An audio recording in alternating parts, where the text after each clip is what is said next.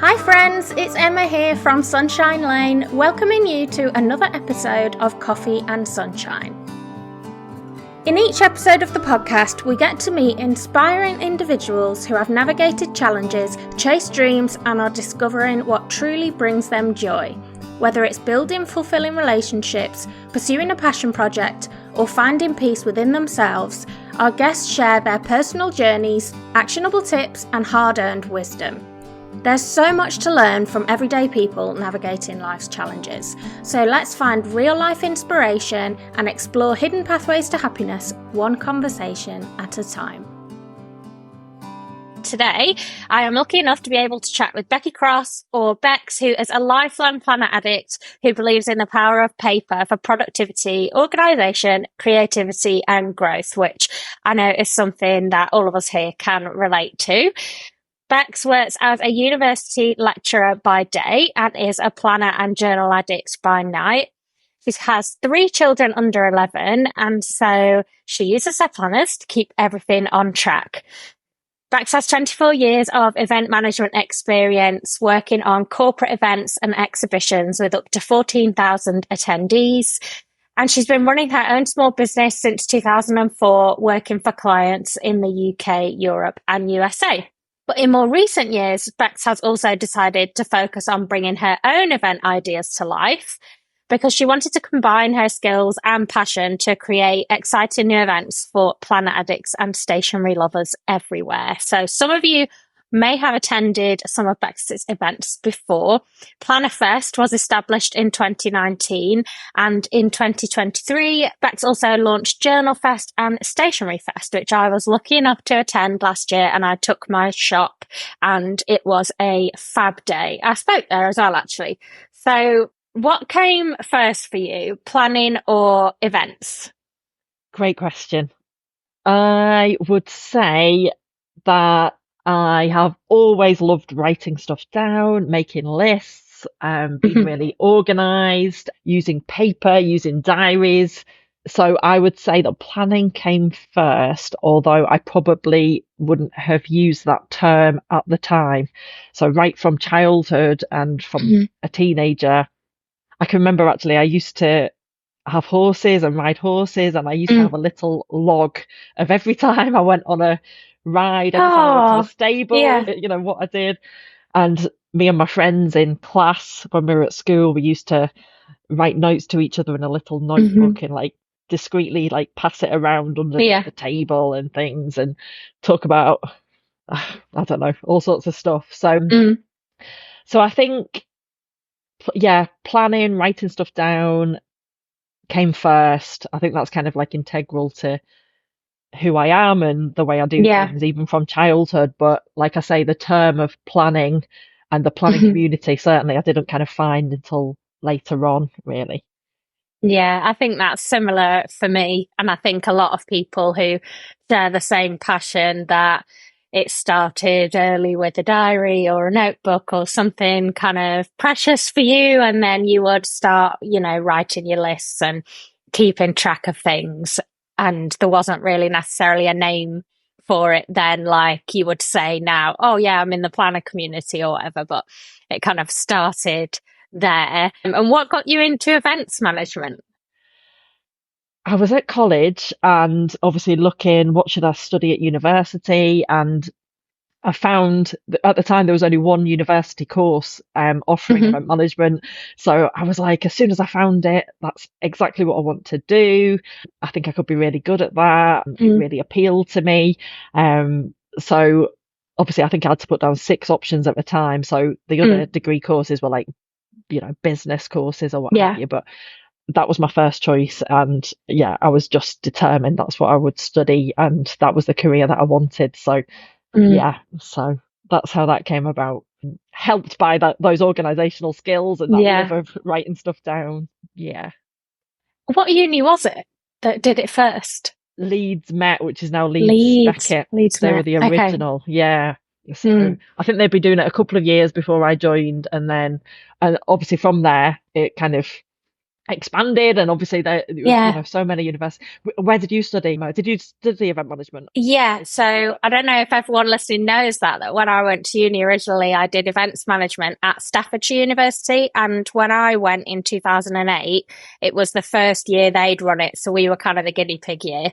And it was a lot of the business studies degree with kind of tailored bits, which I actually really enjoyed because having like that foundation of business and marketing, I'd done business studies at A level and I'd really enjoyed that. And I think all those things are a good foundation to have if you're going to be working in events, running your own business, like all those kind of things. So, yeah, it was actually my mum that found it in the prospectus and said, because I wasn't sure what I wanted to do. And she said, look at this. This would suit you because of those organizational skills, like planning things. And she's like, I think this would suit you. And yeah, when I saw it, I thought, oh, yeah, that does actually kind of fit with the types of things I enjoy and the way I like to go about doing things in that kind of organized way that I'm sure you can relate to. Definitely. So, yeah, I know from my experience that it takes a lot of being very organized to manage all the aspects of one event, let alone if you're doing multiple events at the same time for different people. So, can you talk a little bit about your approach to managing projects? Certainly. Over the years, I've always tried to use, and I have worked with a number of different digital kind of project management platforms and event management Mm-hmm. softwares and things. But I always found that for me, although that was useful, particularly on really kind of complex projects and, like you said, managing multiple kind of deadlines for different clients. But for me, I always still had to have that visual element of writing down everything in my kind of planners and kind of laying it out in that way that I could kind of understand it. It just seemed more accessible than what was on screen in front of me. And so, it is hard, isn't it? Everyone's busy, juggling a lot of things. So, Mm-hmm. so it's really important to kind of be organized. And the way that I approach kind of different areas of my life as well, I know this doesn't work for everyone, but I like to have like different planners for different things. So, Mm-hmm. like, I've got like my work planner for my day job as a lecturer. I've got my business planner for obviously PlannerFest, StationeryFest, JournalFest. I've got like a personal kind of planner, and I do like to keep it very separate so that I'm not kind of distracted. I have to be very focused. I'm working by day, so I can't focus on anything else. Then obviously in the evenings, I don't want to be Yeah. distracted by my day job kind of thing. So Yeah. so that works for me. But yeah, I'm always trying to kind of look into how to improve my systems and my productivity, and and changing it, and my system works really. Yeah. But I do try and use like the Ivy Lee kind of method. So like I only have like no more than 5 or 6 absolute maximum kind of key things that I need to achieve that day. Probably 3 is actually ideal. And they're the kind of must do tasks that I Yeah. have to complete. And then obviously the little tasks, I kind of try and separate them out a little bit so that I kind of keep focus on what's really important. Yeah. But it is hard, isn't it? So Yeah. I find the juggle difficult even when it's just one job and home. So I can appreciate it, but I think that's definitely a good tip in terms of having like your priority tasks for the day, because it's so easy to just keep getting distracted. And my goal for this year actually is to try and be like more intentional wherever I am. Like if I'm at work, I'm in work mode. If I'm at home, I'm in home mode, because I find that I'm saying to myself, oh yeah, you've done really well on working on your work-life balance. But when I'm at home, my head is still in work. So I'm trying to go to that next level of let's actually try and be more present in the moment, which is difficult when you're juggling so many things, isn't it? yeah, it is. It's something that I struggle with, and yeah, Yeah. but very important. And yeah, I agree. So I was trying to think actually over the kind of Christmas break about like my ideal week, and when things should happen and when I should focus on what. And I kind of already had that what was working for me, but I kind of thought I could do things a little bit better, and I've thought Yeah. about that a little bit, really. But yeah, I think, yeah, it's always nice to, like, what works, but try and introduce some new things and see if you can make little tweaks and changes and improve things is, I think, a part of the fun of planning to me as well, is just discovering new ways of doing things. I have also tried with the digital planning and I've taken it on a little bit more, but I do think that it can't replicate what you can get with paper planning, because quite often it's quite restrictive in terms of what you can put in, what you can get out, how it displays the information. And yeah, I think for me, I'm quite a visual person and I like to maybe draw things out in a different way so it makes more sense to me, it goes in better. And I think the paper planning just gives that flexibility, doesn't it? completely agree. Yeah, it just makes it more real. It makes me remember, I suppose, what I should be focused on as well. And as well, we spend so much time on our computers, so it's kind of nice just to give your eyes a rest as well and look away Yeah, from the definitely. screen, feel something in your fingertips, like your lovely planner covers and the beautiful Yeah. paper and your fountain hmm pens and things as well. So yeah, So brings a what bit of joy, planners? doesn't it? Oh, definitely a bit of joy or a lot of joy. What planners are you using currently? So I am a real fan of kind of bound planners, hmm and I'm constantly I wouldn't say changing the principles of my system, that stays quite constant, but I'm changing Mm. the planners that I'm experimenting with. Although saying that, this year I'm using the Common Planner again by Sterling Ink, hmm which I absolutely love. I've got a few different planners, to be honest.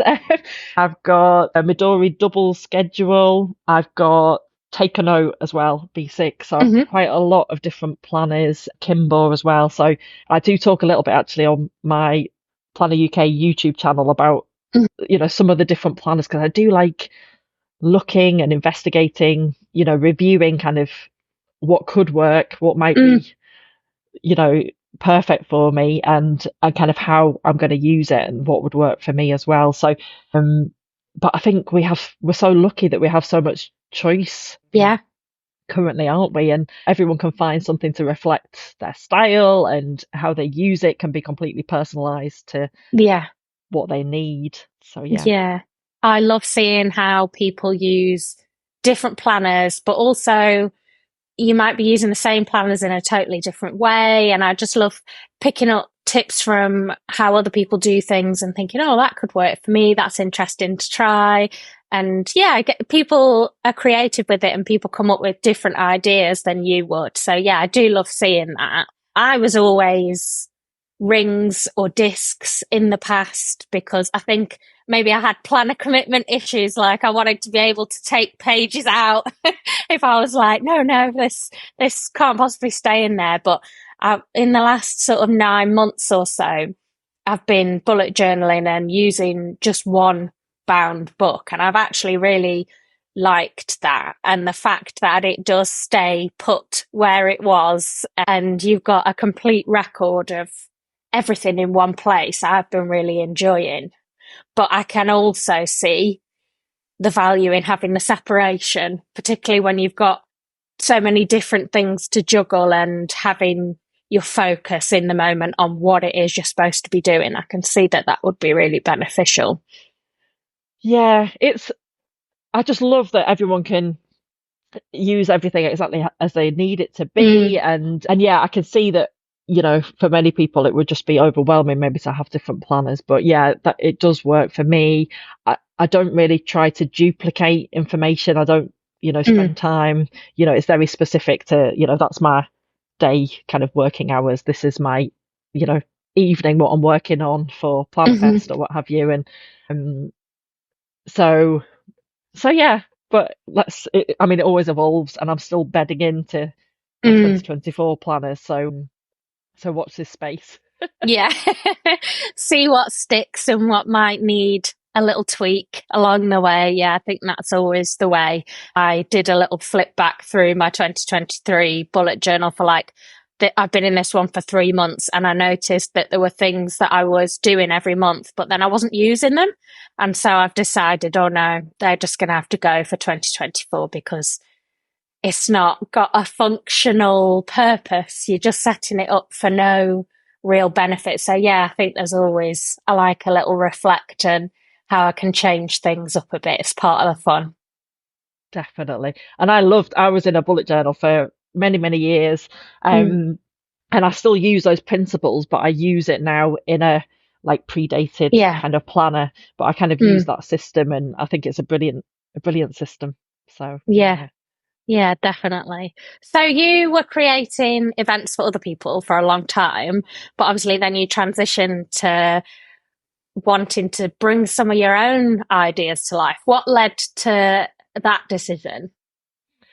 Yes. So I would always come up with ideas for things that I thought could work or that I'd be interested in doing, or fun events more on the consumer side. But yeah, they always just got pushed aside because Mm. you were just so busy. We were a small team, of 3 people. So we were running some really big events for lots of different clients. And so it was hard to kind of prioritize that over obviously paying clients and clients Mm. that we had, good Yeah. relationships and loyalties to. So, but it got to the stage, particularly with PlannerFest, I kept pushing it aside, but I kept thinking about it all the time. And obviously, Hmm. it's something that I'm really passionate about. And I think Yeah. my team thought that I was crazy, but I was like, we really need to run a planner event. I think it Yeah. could, really work, and we really need it. And we need this in the northwest of Mm. England. And, I had all these ideas. And so finally, in 2019, that's when the first PlannerFest happened. Hmm. And from that point forward, I was determined that, this is going to grow. This is something that I'm really passionate about, and I have to Mm. carve out the time to dedicate to this. But then, of course, the pandemic came along. So the second event that we'd had planned for 2020 had to be cancelled. Obviously, had to refund Yeah. everyone, and obviously the pandemic just dragged on and on. But really, it was during the pandemic where I started just to question everything, like a lot of people Mm. did. There was so much going on, a lot of soul searching. I was doing a lot Yeah. of journaling, um, and I realised that I wasn't even halfway through my working life. Hmm. My so there was a lot of time ahead of me, Yeah. and I kind of thought, as much as I love event management and running events for other people and bringing their visions to life, you know, am I happy to do that for the rest of my life, or do I need to think about making some changes? Mm. And so during the pandemic, I went back to university and did a master's. I Mm. was already teaching students how to kind of make their business plans and kind of bring their business ideas to life. So I was doing a little bit of teaching for a couple of hours a week before the pandemic. And then I thought, actually, I'd really like to do more teaching and more of that. Um, Mm. so doing my master's, I then kind of gradually kind of increased my teaching hours until I got kind of a full-time role. Hmm. But all the time, I saw that obviously as my career, my kind of calling. So I'm very lucky to have a second career, but also Hmm.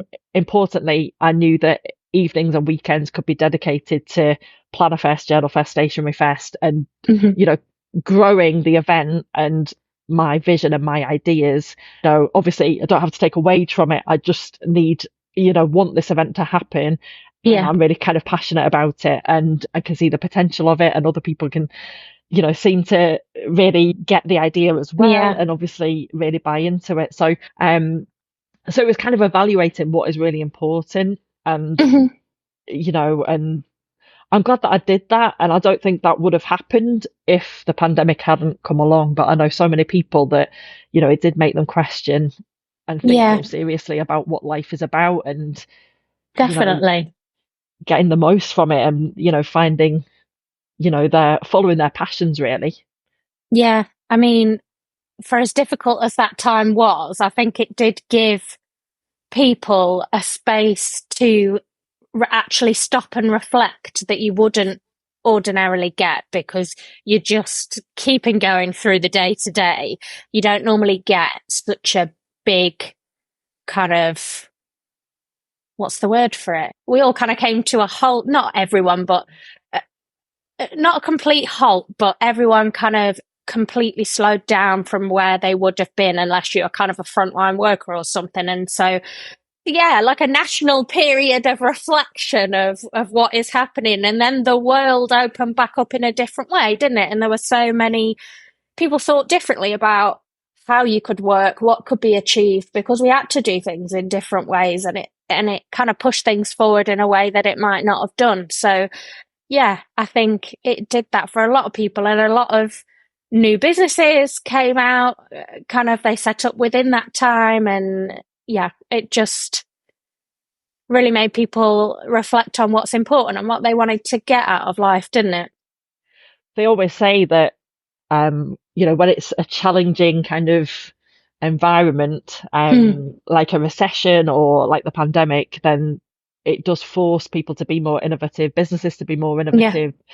Business startup rates kind of increase, don't they? And yeah, like everyone just had to kind of get off the treadmill, like you say, unless you're on the front line, kind of working. And but it was a worrying time for everyone, of course, but as a business owner, I think it was heartbreaking. I think it did affect me and so many other business owners, because you were so worried about yourself and the staff. The staff, I was worrying about, what's going to happen. Obviously all of our income just suddenly stopped. We couldn't deliver on events. It just seemed to be going on and on. And I think you work so hard, don't you, as a business owner, to kind of keep everything going and successful, and then for the rug just to be pulled kind of from under you, and you can't do anything about it, you can't control it.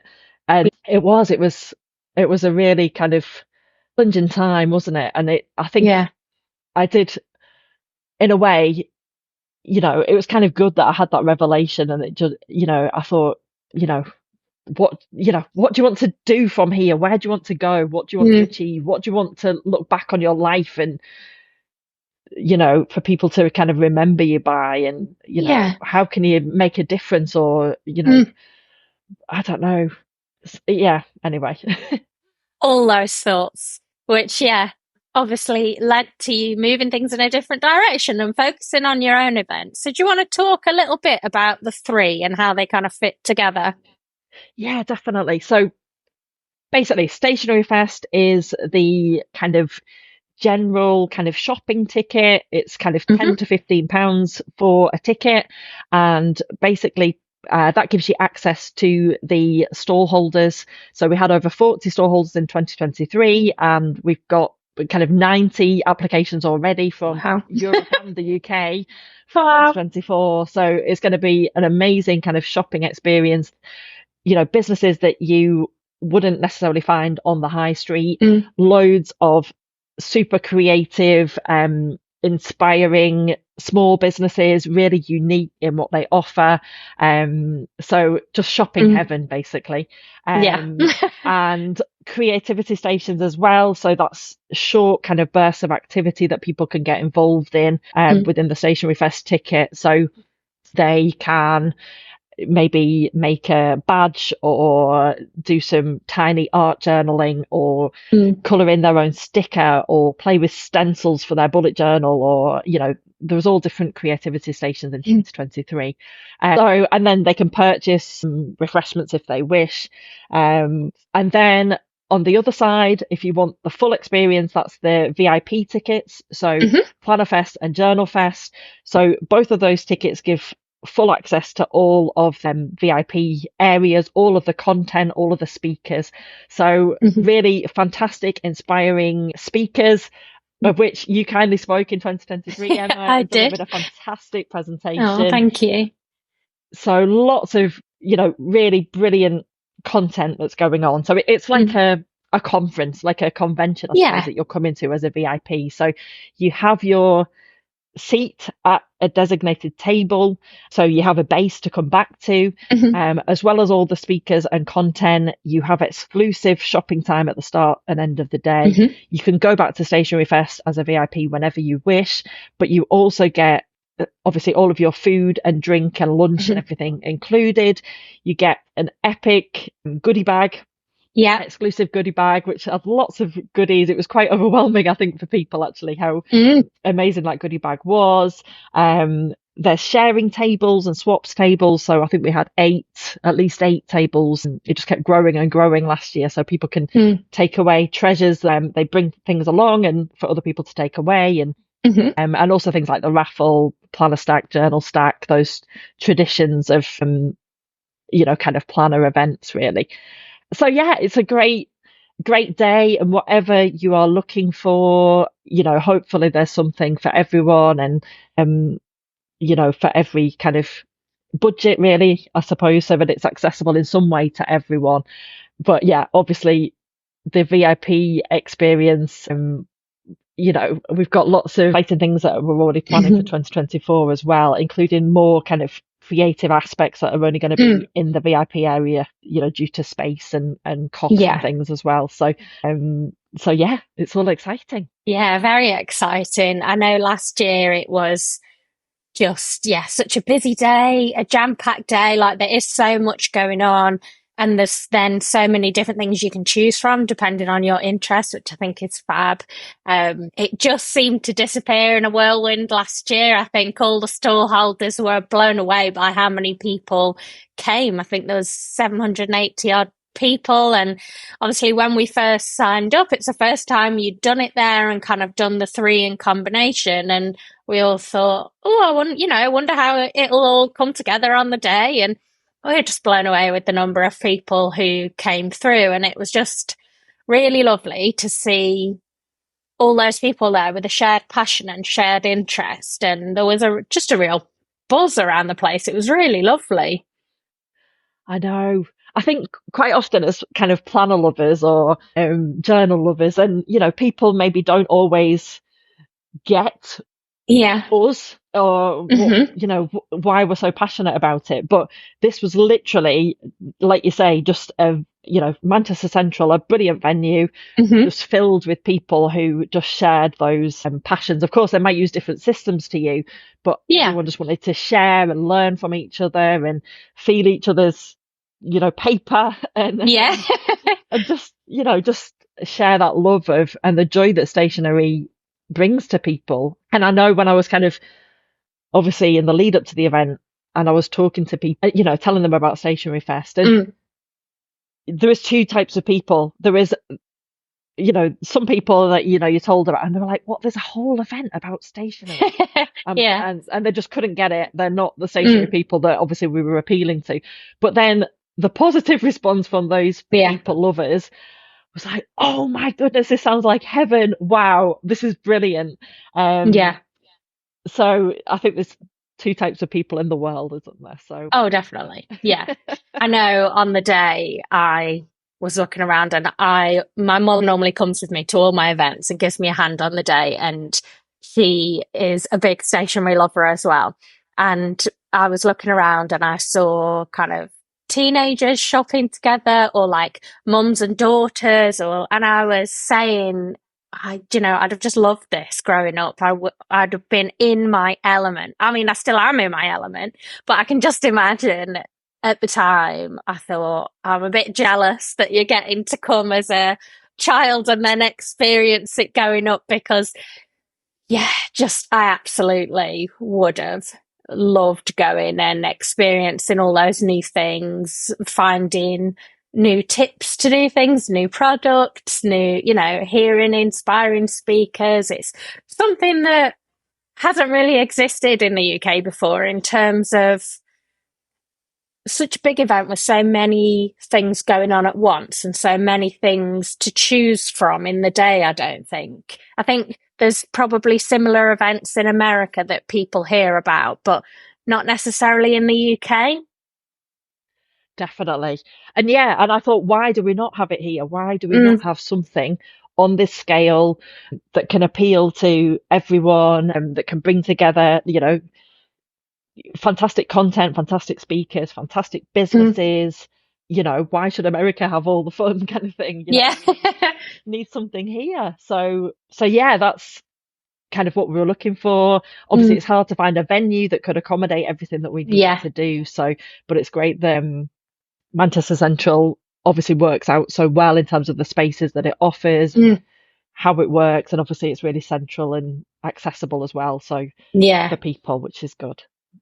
Yeah, definitely. I think people I spoke to had come from all over. They weren't necessarily all super local, but it's really easy to get to, quite close to the station, isn't it? People could get there in different ways. So it was just, yeah, in a fab location. And like you say, people can also stay and enjoy the city if they want to and make it a longer thing.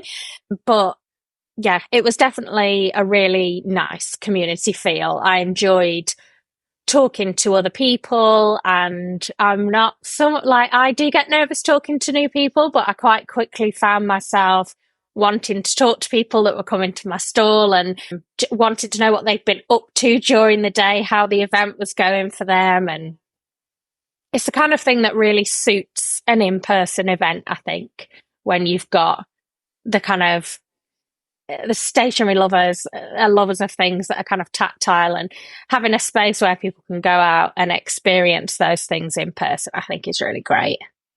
Definitely, yeah. And it's where my heart is, really, that in-person experience. And, who do you bump into in the coffee queue or at the sharing Yeah. table, or who are you, who's on your table? And it's that kind of magic that is kind of created, which, as much as I love online events, it's definitely not the same, is it? And for this event, Yeah. It's really important to get those connections with people and those friendships. And, people, came to the first event in 2019 and have stayed in contact, and obviously met up again in 2023, and will do again in 2024. So, and people are telling their friends about it, and people are coming from Europe as well as like Brighton and Basingstoke, and all these people venturing up north, which I'm really pleased about. Yeah, definitely. And yeah, I mean, it's great that people are coming from further afield as well. So, and that's in terms of both the businesses that have applied for stalls and the attendees as well. So, I think with the new event, it's just spreading the word, isn't it, and getting the trust from people. That they can find out from others, what it was really like, and get that first-hand kind of feedback that then gives them the confidence that, yes, actually, it's worth every single penny, and I'm going to come and I'm going to invest that time in coming to find my tribe, basically. Yeah, definitely. I think I quite often see in kind of planner related Facebook groups people talking about events and wanting to come, but they don't necessarily know anyone, like they don't know anyone in their real life, so to speak, that is a stationery lover, and they're nervous about coming on their own. But I've found the events I've been to, it's always a really lovely, welcoming community. People want to talk to you, find out what is that you're using over there, and get to know you a bit. And yeah, I've never known people necessarily feel out of place once they get there. It's a lovely, welcoming group of people, I think. I agree. Yeah. Planner people are really friendly. I've found, obviously we try and do a lot as well to kind of reassure people. So even down, to the attendee information that people get in advance. So, like pictures of the venue and what the entranceway looks like, and, what the kind of process is when you come in with your bag checks and the cloakroom and things. So, if people are nervous about the experience or nervous about coming alone, we have for the VIPs, we have like a Facebook group, which opens up as well, so people can get to know not only the stall holders, but also obviously the people attending. Obviously we share who they're on a table with in advance as well, so that if they wish, they can make contact in advance. Yeah. And people always say, we're going to meet up at 8 o'clock at the coffee shop across from the venue. So, if you don't want to go in alone, why don't you come and meet us, and we'll all walk across together and things. So, and we've done things like a buddy system, and things as well, just to try and, reassure people. And people don't always attend events, and obviously the pandemic kind of, they couldn't attend events anyway. So it's just trying to kind of reassure people. But I think the best feedback has been from people afterwards saying, I was nervous about attending. It was a big thing for me to come. Yeah. But actually, I felt so at home. And, as soon as I entered the venue, the staff were so friendly, the people were so friendly. And like my anxieties just kind of disappeared. And I'm so glad that I did it. And Yeah. yeah, I know. That's really great. I think, yeah, there was definitely a big sense of community in the attendees, also in the stall holders. So I was a stall holder last year, and once we found out who was going, we had a little WhatsApp group on the go, and everyone was kind of supporting each other in terms of what we needed to do to prepare, and how were people setting up their stall, doing different things, and people were giving each other tips if they were stuck on things. And it was just really lovely to have that small business community, and in a way that you probably don't get with big business, where it's very keep your tactics close to your chest and it's all about who comes out on top. And it was lovely to be part of something where we could help each other be successful, and all because we've all got that shared passion. We all want to enjoy the day just as a person as much as having a stall, be it having a stall there. And yeah, it was fab. And ever since the applications have come out this time, the group started up again. And obviously it had been quiet for a while. And have you applied? Are you going this year? Are you going this year? And I think that says a lot about the event, really, because the buzz has kind of carried on past the first year, and everyone I've spoken to wants to go back. Yeah. I know, I'm absolutely delighted. So yeah, all of the 92% I think it is. So literally everyone who, their business is still on the same kind of path really has, signed up to come back, which is just absolutely amazing. So many superstar, businesses such as yourself. And that is really, really important to me, that again, that the event can really kind of showcase, so many brilliant businesses and creators, so many unique products and offerings. And again, in the feedback after the event, I did ask, have you discovered new brands? Have you, how many stores have you purchased from? Have you, et cetera, et cetera. And just about everyone had discovered new brands. They'd started following new people on social media. A lot of people had kind of purchased from, a huge percentage of the stalls, and it was just amazing. It's really important that the event will always support those small businesses. I know it's not easy as a small business, is it? And No. but that, the uniqueness that brings along, everyone has something different to offer, and it's just brilliant.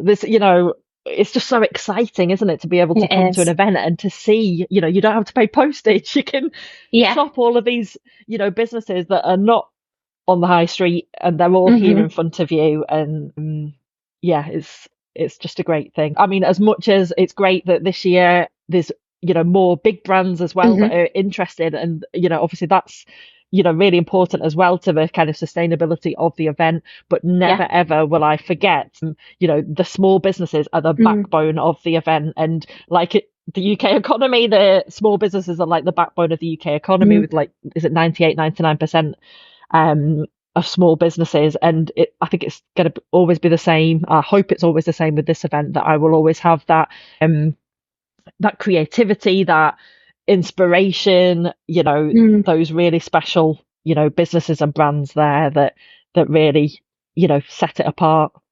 Yeah, I think it's a really unique opportunity, really, because we've not really got many stationery shops left on the high streets, have we? We've maybe got a bit of Ryman's, a bit of WH Smith, but they're quite kind of your bog standard stationery supplies, not necessarily the more creative elements. No disrespect to WH Smith and Ryman's. But we maybe had Paper Chase, but obviously that closed probably not long before StationeryFest last year. And it's the type of products you want to touch and feel before you buy them. And I've spoken to other businesses that have said to me, I had Becca from Rebel Jones on the podcast last time, who was also at StationeryFest, and she said with her bullet journals, she sells them so much better in person, because once people can touch and feel the paper and see the holographic elements on our bullet journals and things like that, it is the kind of thing you need to touch and feel, but there aren't necessarily those opportunities to get your products in front of people. And so this is a really amazing opportunity to be able to do that, I think. Definitely. Yeah, I agree. And it is such a tactile kind of hobby. And yeah, it is really important to have these types of events, isn't it? For sure. Definitely.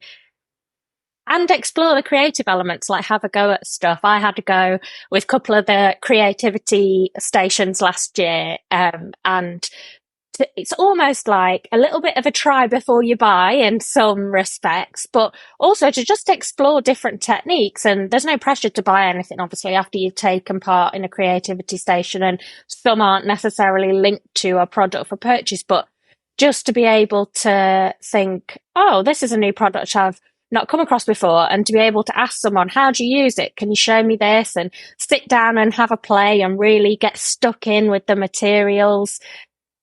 It's not something else you normally get in a shopping experience either, normally, is it? Just being able to play and get that kind of joy of almost like that child that first discovered you loved stationery kind of comes back out again, because you get to just have a play with things that you might not have done before. I guess with the workshops as well, you're having a go at something that you might not previously have had the confidence to try, or access to the materials, or a person on hand to show you how to do stuff. So it's just such a fab mix of activities during the day. I think I just, love the idea of it, and I think we'll always probably be there in one way, shape or form. I think I just, as much as I like taking the shop to events like StationeryFest, I also just love going as an attendee and getting to dive into the creative elements myself. Definitely. And I think that creativity is really important. I know for myself, I find, I suppose one of the reasons why I love this hobby so much is that you have got the opportunity to be creative, or to try something new, play, experiment. And it's really important for people's kind of mental health and well-being. And I think people are understanding that a lot more, that, they need to kind of, I suppose, find that joy and find that space to, that downtime, so that they can, perform in other areas of their life, really, I suppose. So, yeah. I think sometimes when you become an adult, it all gets a little bit serious, and you kind of forget that you can still play and create. And I think it was a few years ago that I started thinking to myself, no, I'm just gonna start creating and experimenting with things, and it doesn't matter how it turns out. I just want to enjoy the process of it, and I've just enjoyed it so much more since then. And I think that allows you to be more creative in all aspects of your life. Yeah, I agree. And I'm of a similar mindset. I'm just, it's paper, it's there to be used. Like even over Christmas, I was playing with some of my like kids, like art supplies that they'd got, and probably having more fun than they were. But yeah, it's just that letting go. Sometimes we're our own worst enemy, aren't we? Like just thinking, oh gosh, what will it look like? And I can't draw, and I can't do that. And it's, it maybe the finished product maybe doesn't even matter that much for me. Yeah. It's just the process of actually doing something different, and that I enjoy. So this is probably a horrible question, but do you have like a memorable moment or a favorite kind of memory from last year's event? Oh, that is hard, because the day is like a blur, but of really good kind of memories, and all like a patchwork of really lovely memories. I think I really enjoyed hearing from the speakers and the workshops. I think again that magic or that insight that gives you, I think that was really, really special. And it was like a kind of pinch myself moment that, wow, these fantastic speakers, including yourself and others, were like on the stage, and we were hearing from them. And I think that's when it all kind of sunk in, like, be proud that, this is what you've achieved this year. It's going to continue to be bigger and better every single year now going forward. I loved hearing the feedback from people, as like I say, especially those people that maybe were a bit nervous about attending, or they had kind of not appreciated what they were coming to really, and what the event would involve or what to expect, I suppose. So, and that was lovely. Some people came with their even in the VIP element, some people were there with their children as well. And so there was that was nice to see. It was amazing to see like the sharing table and the stuff that people brought and were taken away, and all the treasures that was on there. That was just amazing. The variety of the businesses and the shops, although I was very sad that I didn't get much shopping time. So, there's just so many things, I think. And like my dad helped me out, bless him. And my sister was there working, as well as my, from previously in the business and things. So it was very emotional. It was just lovely. Yeah. And it just kind of spurred me on really to, there is a need for this, people do want this. So what comes next, and how can I make it better in 2024? Yeah. Really? So where do you see the events going in the future? What are the goals? What are the ideas? If there are things that you're happy to share?